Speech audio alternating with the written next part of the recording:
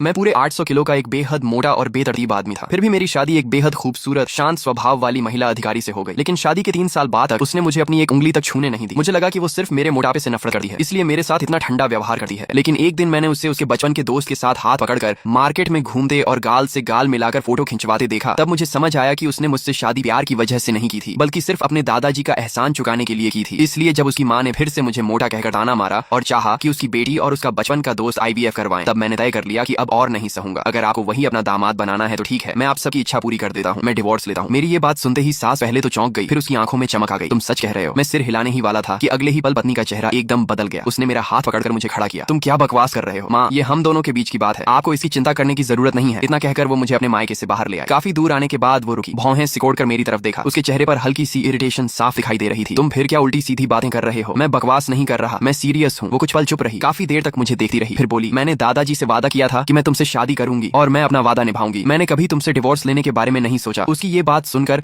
मैं कड़वी हंसी हंस पड़ा। कभी डिवोर्स नहीं सोचा? वो सच में कुछ भी कह सकती है। मुझे अच्छी तरह याद है कि पिछले जन्म में उसी ने मुझसे डिवोर्स मांगा था। बिना किसी वार्निंग के उसने नोटिफिकेशन की तरह डिवोर्स पेपर मेरे सामने रख दिया था। मैंने तुम्हें बहुत सह लिया, तुम्हारे दादाजी का एहसान भी काफी चुका दिया, अब हमारे बीच सब खत्म। पिछले जन्म में मरते दम तक मुझे समझ नहीं आया कि उसने अचानक डिवोर्स क्यों मांगा था, लेकिन इस जन्म में मैं वजह जानना भी नहीं चाहता था। मैंने उससे ज्यादा बहस नहीं की क्योंकि मैंने तारीख गिन ली थी। पिछले जन्म में जिस दिन उसने डिवोर्स मांगा था वो दिन अब ज्यादा दूर नहीं था। इस बार मैं खुशी खुशी उस डिवोर्स पेपर पर साइन कर दूंगा। उसके बाद मैं वेट लॉस करने और रेस्टोरेंट चलाकर पैसे कमाने में लग गया। 600 युएन ये वो कुल खर्च था जो इन सालों में उसने मुझ पर किया था। इसे मैं उसका एहसान मानता था। रेस्टोरेंट अच्छे से चलने लगे और जैसे ही मैं ये 600 युएन कमा लूंगा उसे वापस कर दूंगा, फिर हमारा हिसाब हमेशा के लिए बराबर हो जाएगा। मैं हर दिन इतना बिजी रहता कि पैरों को आराम तक नहीं मिलता। सुबह अंधेरा रहते ही दौड़ लगाता, फिर सीधे सब्जी मार्केट जाकर सामान खरीदा, रेस्टोरेंट लौटे ही सब्जियां धोता और तैयारी करता। ऐसे ही 2 महीने बीत गए और मेरा छोटा रेस्टोरेंट पूरे इलाके में फेमस हो गया। इतनी मेहनत से वेट लॉस भी सिर्फ एक्सरसाइज करने से कहीं ज्यादा तेजी से हुआ। 2 महीने में मेरा पूरे 50 जिन वजन कम हो गया। एक दिन रेस्टोरेंट बंद करके शाम के सूरज के साथ घर लौटा। आज कस्टमर्स बहुत ज्यादा आए थे, सारा सामान जल्दी खत्म हो गया था। मैं पसीने से तर था और पूरा शरीर चिपचिपा हो रहा था। मैं बस जल्दी से नहाना चाहता था, लेकिन जैसे ही मैंने कपड़े उतारे बांस का पर्दा अचानक बाहर से उठ गया। मैं घबरा गया और तुरंत तौलिया लपेट लिया। पीछे मुड़कर देखा तो टाइट ड्रेस पहने पत्नी से मेरी नजरें मिल गईं। मैं इतना घबरा गया कि नजरें हटाना चाहता था, लेकिन मेरी आंखें अपने आप उसी पर टिक गईं। मेरा चेहरा तुरंत गर्म हो गया। उसी समय उसकी आंखें भी फैल गईं और उनमें एक पल के लिए हैरानी और अट्रैक्शन दोनों दिखाई दिए। वो जल्दी से संभली, उसके कान लाल हो गए और वो बाहर चली गई। थोड़ी देर बाद मैं नहाकर बाहर आया, लेकिन बहुत अनकंफर्टेबल महसूस कर रहा था। मैंने आंगन में बैठे उसे देखा। आज इतनी जल्दी कैसे आ गई? ट्रेनिंग जल्दी खत्म हो गई, इतना कहकर वो चुप हो गई और बस मुझे देखती रही। उसकी नजरें बार बार मेरे शरीर पर जा रही थीं। अब मेरे चेहरे की चर्बी काफी कम हो चुकी थी और असली फेशियल फीचर्स साफ दिखाई देने लगे थे। उसने पहली बार महसूस किया कि मैं असल में काफी हैंडसम हूँ। तुम इतने पतले कैसे हो गए? रेस्टोरेंट के काम में इतना बिजी रहा कि पता ही नहीं चला कब वेट कम हो गया। अचानक हम दोनों के बीच अजीब सी खामोशी छा गई। मैंने सिर झुकाकर कहा, मैं नहा चुका हूँ, अब तुम नहा लो। उसके बाथरूम में जाने के बाद मैंने ठंडे पानी से चेहरा धोया ताकि चेहरे की गर्मी कम हो जाए। आज उसने सामान्य से काफी ज्यादा देर तक नहाया। जब तक मैं कमरे में बैठकर रेस्टोरेंट का पूरा हिसाब खत्म कर चुका तब जाकर वो बाहर आई। मैं पैसे गिनने में इतना मग्न था कि मुझे पता ही नहीं चला वो कब मेरे पीछे आकर खड़ी हो गई। तभी मेरे कानों में उसकी हल्की हंसी सुनाई दी। लगता है तुम्हारा रेस्टोरेंट काफी अच्छा चल रहा है। मैं चौंक गया और तुरंत अकाउंट बुक बंद कर दी। हाँ ठीक ठाक है, लेकिन सच तो ये था कि बिजनेस बहुत अच्छा चल रहा था। सिर्फ 2 महीने में कॉस्ट निकालने के बाद और पॉन शॉप से अपना पेंडेंट छुड़ाने के पैसे निकालकर भी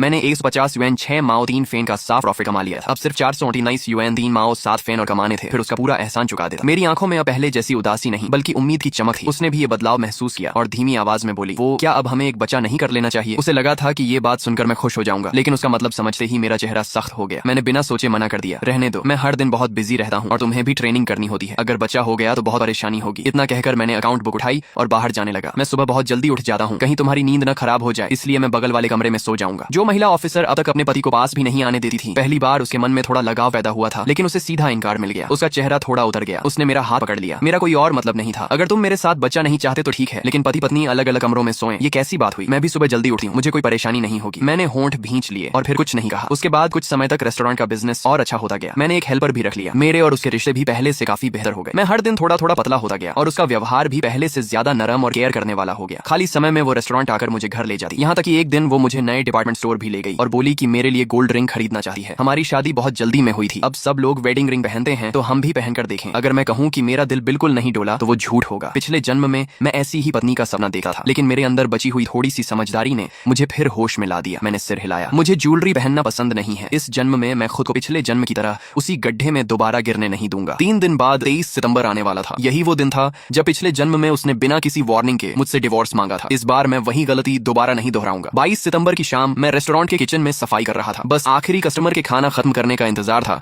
फिर शॉप बंद करने वाला था। तभी वो कस्टमर खाना खाकर उठा, लेकिन 2 कदम चलते ही अचानक बेहोश होकर गिर पड़ा। मैं घबरा गया और तुरंत स्टाफ के साथ मिलकर उसे सबसे नजदीकी हॉस्पिटल पहुंचाया। अच्छी बात यह रही कि कोई बड़ा खतरा नहीं हुआ। जब उसके फैमिली मेंबर्स आ गए और मैंने पूरी बात समझा दी, तब मैं स्टाफ से अलग होकर घर लौटने लगा। लेकिन जैसे ही मुड़ा, वहीं का वहीं रुक गया। मैंने देखा कि मेरी पत्नी का बचपन का दोस्त बिना किसी झिझक के सबके सामने उसे आधा गले लगाए हुए गायनिकोलॉजी डिपार्टमेंट से बाहर निकल रहा था। वो गायनिकोलॉजी डिपार्टमेंट में क्या करने आई थी और उसका बचपन का दोस्त यहाँ क्यों था, पता नहीं क्यों। मैं चुपचाप उनके पीछे चल पड़ा। हॉस्पिटल से बाहर तक उनका पीछा करता रहा। तभी हवा के साथ उस आदमी की आवाज मेरे कानों तक पहुंची, तुम चिंता मत करो, ये बच्चा पैदा होने के बाद उसकी जिम्मेदारी मैं उठाऊंगा। ये सुनते ही मेरा दिमाग पूरी तरह सुन्न हो गया। कानों में सिर्फ भनभनाहट रह गई। अचानक सारी बातें आपस में जुड़ गईं। तभी मुझे एहसास हुआ कि पिछले जन्म में भी लगभग इसी समय उसने मुझसे डिवोर्स मांगा था। जो बात अब समझ नहीं आई थी, आज सब साफ हो गया। पिछले जन्म में उसने डिवोर्स इसलिए मांगा था क्योंकि वो किसी दूसरे आदमी के बच्चे की मां बनने वाली थी और जल्दी से उससे शादी करना चाहती थी। मेरे सीने में दबा हुआ दर्द अचानक फूट पड़ा। मुझे लगा था कि मैंने खुद को इस दिन के लिए तैयार कर लिया है, लेकिन सच सामने आते ही ऐसा लगा जैसे मेरे ऊपर बिजली गिर गई हो। पूरे शरीर का खून जैसे जम गया। मैंने कभी नहीं सोचा था कि उसके जैसे कैरेक्टर वाली इंसान शादी के रहते ऐसा काम कर सकती है। ऐसा लगा जैसे किसी ने मेरे सीने पर जोर से हथौड़ा मार दिया हो। मैं सीधा उनके सामने गया और ठंडे चेहरे से पूछा, तुम्हारी बात का क्या मतलब है? दोनों एकदम चौंक गए। वो आदमी तुरंत उसके सामने आकर खड़ा हो गया और सख्त आवाज में बोला, जो कहना है मुझसे कहो। पत्नी ने भौहें सिकोड़ ली, तुरंत उसका हाथ पकड़ लिया और मुझे देखकर सावधानी से बोली, पहले शांत हो जाओ। उसका सिर्फ इतना सा एक्शन मेरे दिल में सुई की तरह चुभ गया। सचमुच पिछले कुछ समय से जो उसका प्यार और केयर मुझे मिल रहा था, वो सब सिर्फ दिखावा था। जब असली वक्त आया, उसके दिल में हमेशा किसी और की जगह थी। मैंने अभी कुछ किया भी नहीं था और वो पहले से ही मुझसे बचाव करने लगी थी। मैं कुछ कह पाता उससे पहले पीछे से नर्स दौड़ती हुई आई और बोली, पेशेंट के फैमिली मेंबर कौन है? आपकी रिपोर्ट यहीं छूट गई है। उसने मेरी तरफ गहरी नजर से देखा और बोली, मैं थोड़ी देर में लौटकर तुम्हें सब समझाऊंगी। इतना कहकर वो वापस अंदर चली गई। तभी वो आदमी मेरे सामने आया और हल्की मुस्कान के साथ बोला, जीजा जी सॉरी। मैं भौहें सिकोड़कर उसकी बात समझ ही रहा था कि वो अचानक एक कदम पीछे हटा और जोर से चिल्लाया, जीजा जी आपने मुझे क्यों धक्का दिया? अगले ही पल वो सीधा सीढ़ियों से नीचे लुढ़क गया। उसके सिर से बहुत सारा खून बहने लगा। मेरी सांस जैसे रुक गई। तभी अगले ही पल पत्नी की गुस्से से भरी आवाज मेरे कानों में गूंज उठी। वो दौड़कर खून में पड़े गू शुहेंग को उठाने लगी और उसे लेकर हॉस्पिटल के अंदर भाग गई। 2 घंटे बाद इमरजेंसी रूम का दरवाजा खुला। व्हाइट कोट पहने डॉक्टर बाहर आया और लंबी सांस लेकर बोला, जान को कोई खतरा नहीं है, लेकिन दिमाग में ब्लड क्लॉट है, आगे ध्यान से ऑब्जर्वेशन करना होगा। उसी समय अंदर से गू शुहेंग की आवाज भी सुनाई दी। मैं कॉरिडोर में खड़ा था। मेरा चेहरा पूरी तरह सफेद पड़ चुका था। मेरा गला भर आया था। मेरे मन में सिर्फ एक ही बात घूम रही थी, मैंने उसे धक्का नहीं दिया। लेकिन सू मेंग्याओ मेरी एक बात भी सुनने को तैयार नहीं थी। उसकी आंखें बर्फ जैसी ठंडी थी। वो मुझे घूरते हुए बोली, शेन यीफेंग, मुझे लगा था तुम बदल गए हो, लेकिन तुम आज भी वैसे ही हो। अभी शुहेंग जिस इंसान की जिम्मेदारी लेने की बात कर रहा था, वो मैं नहीं थी। उसका काफी समय पहले एक्सीडेंट की वजह से किसी और से बचा हो गया था और आगे उस बच्चे को हम दोनों मिलकर पालने वाले थे। लेकिन तुम्हारा दिल इतना निर्दयी कैसे हो सकता है कि तुमने उसे सीधे सीढ़ियों से धक्का दे दिया? उसके सिर्फ 3 वाक्य मेरे दिल पर हथौड़े की तरह गिरते रहे। मैंने मुठियां कस ली और दांत भींचकर फिर कहा, मैंने कहा ना, मैंने उसे धक्का नहीं दिया। लेकिन चाहे मैं ये बात कितनी भी बार कहता, सू मेंग्याओ की आंखों में सिर्फ ठंडापन और अविश्वास था। तभी नर्स गू शुहेंग को वार्ड से बाहर लेकर आई। सू मेंग्याओ तुरंत उसके पीछे चल दी और उसने मुझे एक नजर तक देखना जरूरी नहीं समझा। उसकी आंखों में जो ठंडापन और फैसला था, वैसा मैंने पहले कभी नहीं देखा था। मैं वहीं जड़ होकर खड़ा रह गया। मेरे दिमाग में बस यही सवाल घूमता रहा कि आखिर मैंने उससे प्यार ही क्यों किया था। घर लौटकर मैं पूरी रात ड्राइंग रूम में चुपचाप बैठा रहा। मेरी आंखों में बिल्कुल नींद नहीं आई। उस दौर में कहीं भी सीसीटीवी नहीं था, इसलिए कोई भी मेरी बेगुनाही साबित नहीं कर सकता था। बाहर पूरी तरह सुबह होने के बाद ही मैं उठा, मुंह धोया और जल्दी जल्दी रेस्टोरेंट के लिए निकल गया। चाहे कुछ भी हो, रेस्टोरेंट तो खोलना ही था। लेकिन मैंने कभी नहीं सोचा था कि उसी दिन गू शुहेंग की मां लोगों को लेकर सीधे मेरे रेस्टोरेंट पर आ धमकेगी और सब कुछ तोड़ फोड़ देगी। वो जमीन पर बैठ गई और जोर जोर से चिल्लाने लगी, ये मोटा आदमी एक मर्डरर है, इसने मेरे बेटे को लगभग मार ही डाला था। ऐसे आदमी के रेस्टोरेंट का खाना खाने की हिम्मत तुम लोगों में कैसे है? अगर इसका मूड खराब हो गया तो पता नहीं कब चाकू उठाकर किसी को मार डाले। उसकी बात सुनते ही सारे कस्टमर्स डर कर भाग गए। उसके बाद कोई भी मेरे रेस्टोरेंट में खाना खाने नहीं आया। जिस रेस्टोरेंट को मैंने दिन रात मेहनत करके खड़ा किया था,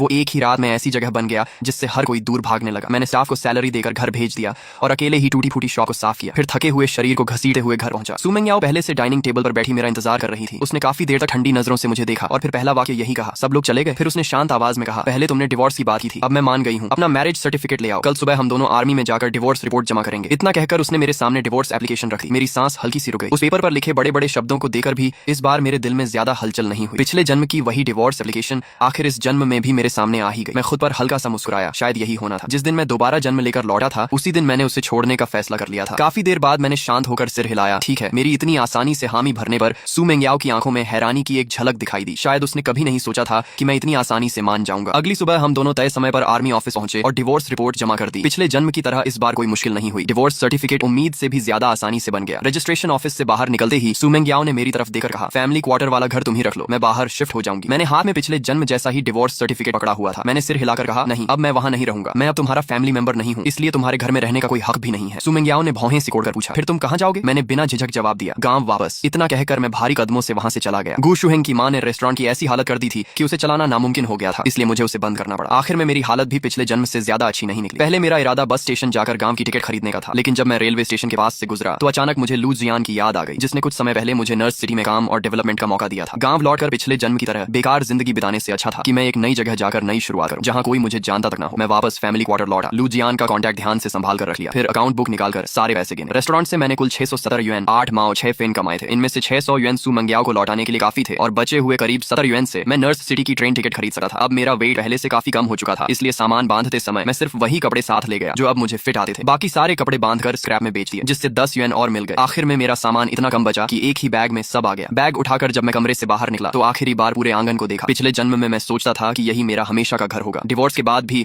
मैं वहां से जाना नहीं चाहता था और आखिर में सू मेंग्याओ ने मुझे और मेरे सामान को बाहर निकलवा दिया था। लेकिन इस जन्म में उसने खुद घर मुझे देने की बात कही। फिर भी अब मुझे वहां किसी चीज से कोई लगाव नहीं था। मैंने फैमिली क्वार्टर की चाबी, 3 साल की शादी के दौरान हुए खर्च का अकाउंट बुक और कपड़े में लपेटे हुए पूरे 600 युएन डाइनिंग टेबल पर रख दिए। फिर अपना बैग उठाया और बिना पीछे देखे नर्स सिटी जाने वाली ट्रेन में बैठ गया। पिछले जन्म और इस जन्म दोनों का हर रिश्ता और हर हिसाब आज से हमेशा के लिए खत्म हो गया। अब हमारी कभी मुलाकात नहीं होगी। उसी समय हॉस्पिटल के वार्ड में सू मेंग्याओ गंभीर चेहरे के साथ फल लेकर गू शुहेंग के कमरे की तरफ जा रही थी। जैसे ही वो दरवाजे तक पहुंची, आधा खुले दरवाजे के अंदर से गू शुहेंग और उसकी माँ की बातचीत सुनाई दी। उसकी माँ हंसते हुए बोली, इस बार मेंग्याओ का उस मोटे आदमी से डिवोर्स तो पक्का हो गया होगा ना? गू शुहेंग भी मुस्कुराते हुए बोला, बिल्कुल। आखिर मैंने बेकार थोड़ी ही शराब पीकर किसी दूसरी औरत के साथ सोने और बचा होने वाली कहानी बनाई थी। फिर उसे बहाना बनाकर चेकअप रिपोर्ट लेने बुलाया और उस मोटे आदमी पर मुझे सीढ़ियों से धक्का देने का झूठा इल्जाम लगा दिया। मेंग्याओ खुद कह चुकी है कि डिवोर्स के बाद वो मुझसे शादी करेगी। इसे वो मेरे लिए कॉम्पेंसेशन मानेगी। उनकी हर बात सू मेंग्याओ के कानों में साफ साफ पड़ रही थी। उसने कभी सपने में भी नहीं सोचा था कि झूठ बोलने वाला इंसान वही होगा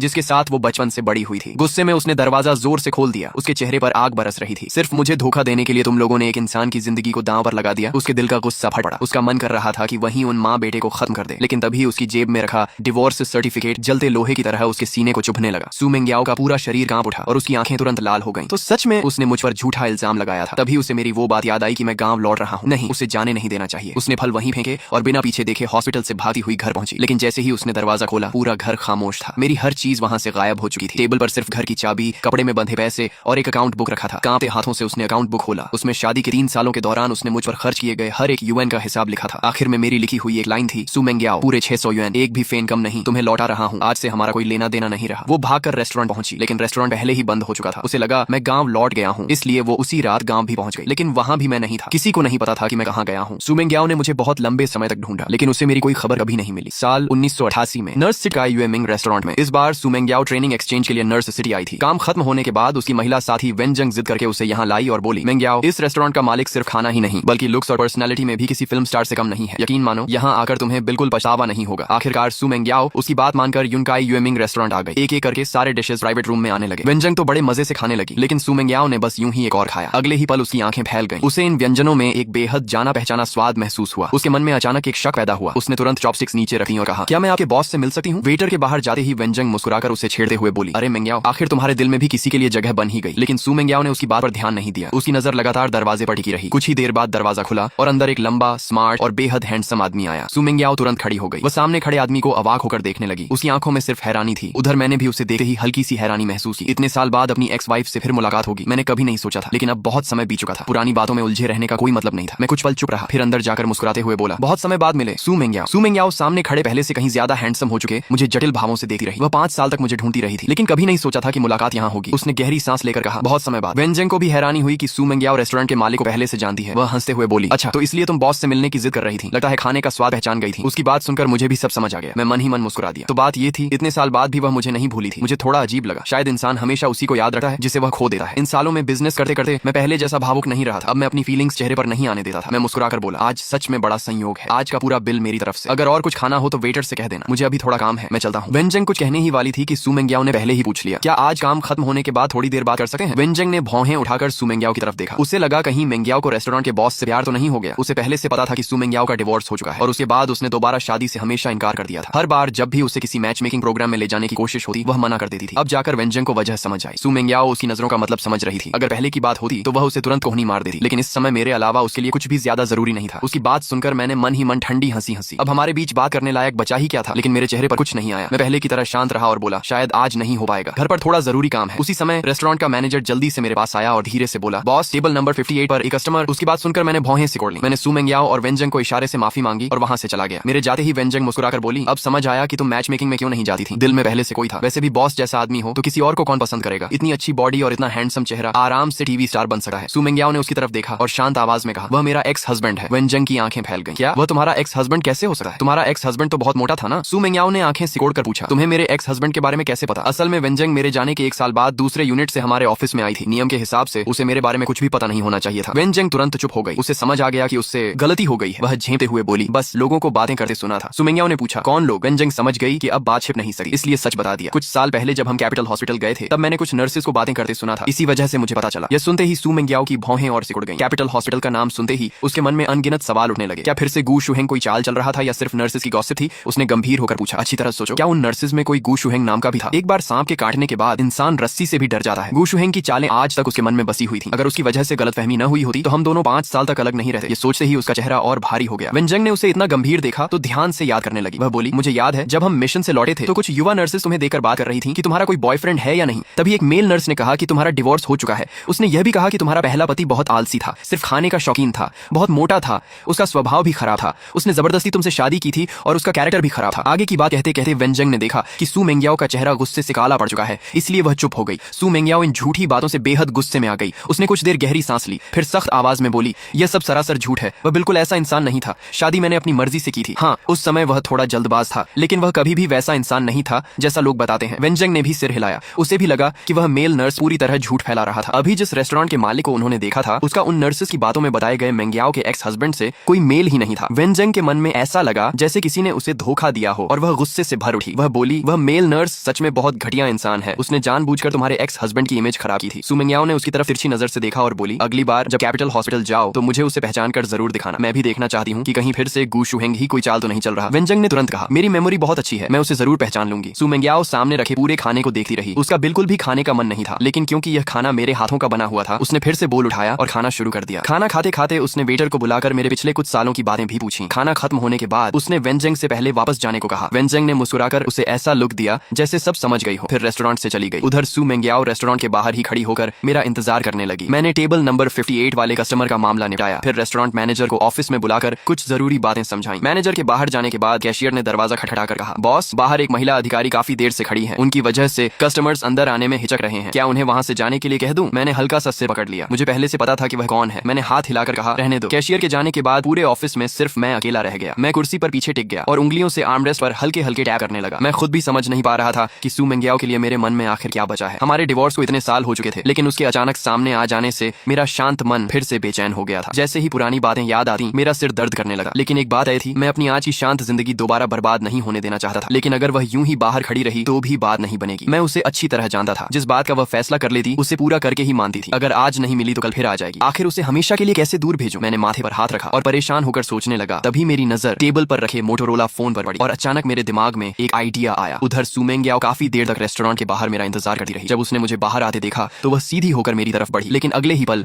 उसके कदम रुक गए। उसकी आंखें सामने ही जम गईं और उसकी मुट्ठियां कस गईं। उसने देखा कि मैं मुस्कुराते हुए एक बेहद खूबसूरत और शांत स्वभाव वाली युवा लड़की की तरफ बढ़ा। मैंने हंसते हुए उसका हाथ पकड़ लिया और प्यार से कहा, टैंग टैंग, तुम बिल्कुल टाइम पर आई हो, बताओ आज कहाँ घूमने चलें? वह लड़की भी मुस्कुराकर मेरे हाथ से बैग लेते हुए बोली, चलो मैं तुम्हें नर्स सिटी के नए मॉल में घुमाती हूँ। सू मेंग्याओ वहीं खड़ी हमें हंसते बात करते दूर जाते हुए देखती रह गई। उसके मुंह में कड़वाहट भर गई। उसने मन ही मन सोचा तो अब उसकी जिंदगी में कोई और आ चुकी है। उसकी आंखों की चमक बुझ गई और वह उदास होकर वहां से चली गई। लेकिन उसे क्या पता था कि उसके जाते ही रेस्टोरेंट के कैशियर ने तुरंत काउंटर पर रखे लैंडलाइन से मुझे फोन किया और बोला, बॉस वह चली गई। ये सुनते ही मैंने राहत की सांस ली और तुरंत उस लड़की का हाथ छोड़ दिया। मैंने कहा, ठीक है समझ गया, तुम अपना काम करो। फोन रखते ही लड़की ने नाराज होकर मेरी तरफ देखा और बोली, पता है तुम्हारी इस हरकत को क्या कहते हैं? काम निकलते ही पहचानना बंद कर देना। मैंने उसकी तरफ देखा, मोटोरोला पॉकेट में रखा और मुस्कुरा कर कहा, कैसी बातें कर रही हो? मैंने तो तुम्हें शुरू से ही एक ड्रामा करने के लिए बुलाया था। वह लड़की लू जीवन की भतीजी लू टंगटांग थी। कुछ समय पहले ही वह विदेश से वापस आई थी। लू जीवन ने मुझसे कहा था कि कुछ दिनों तक उसका ख्याल रखूं। लू टंगटांग ने मुस्कुराना बंद किया, भौहें उठाई और बोली, तो वह औरत तुम्हारी एक्स वाइफ थी? मुझे तो वह कुछ खास नहीं लगी। मैंने मुस्कुराकर कहा, ठीक है, आज मेरी हेल्प करने के लिए थैंक्स। अगली बार मैं तुम्हें खाना खिलाऊंगा। अब मुझे थोड़ा काम है, मैं चलता हूँ। इतना कहकर मैं मुड़ने लगा, लेकिन लू टंगटांग मुस्कुराते हुए फिर मेरे पास आ गई और उम्मीद भरी नजरों से बोली, तो क्या मैं कभी तुम्हारे हाथ का बनाया खाना खा सकती हूँ? मैंने बिना सोचे कहा, बिल्कुल। वह तुरंत खुश होकर बोली, तो अभी? मैं एक पल के लिए रुक गया और बेबस होकर उसकी तरफ देखने लगा। मेरा चेहरा देखकर वह जल्दी से बोली, ठीक है, तो कल मैं बिल्कुल फ्री हूँ। मैंने सिर हिलाया, ठीक है, कल यूनकाई यूएमिंग रेस्टोरेंट में मिलते हैं। लू टंगटांग की आंखों में हल्की सी निराशा झलक गई। उसे लगा था कि मैं उसे अपने घर बुलाऊंगा, लेकिन उसने ज्यादा जिद नहीं की। उसे डर था कि कहीं मैं मना न कर दूं, इसलिए उसने मुस्कुराकर हाथ हिलाया और बोली, ठीक है, कल मिलते हैं, बाय। उससे विदा लेकर मैं नर्स सिटी वाले अपने घर लौट आया। इन सालों में मैंने नर्स सिटी में 10 से ज्यादा ब्रांचेस खोल ली थी। बेशक इसमें लू जीवान ने मेरी काफी मदद की थी। अब मैंने अच्छी खासी प्रॉपर्टी बना ली थी और यहाँ एक घर खरीदना मेरे लिए कोई मुश्किल बात नहीं थी। नहाकर मैं सोफा पर बैठ गया और फोन खोलकर वर्क मैसेजेस देखने लगा। तभी मेरी नजर एक नए मैसेज पर पड़ी और मेरी भौहें सिकुड़ गईं। मैसेज में लिखा था, बॉस शेन, क्या कल शाम आप ग्वांगयू बिल्डिंग की टॉप फ्लोर पर बने रिवॉल्विंग रेस्टोरेंट में मेरे साथ डिनर करने का सम्मान देंगे? आपकी महिला बिजनेस पार्टनर जंग लाओ।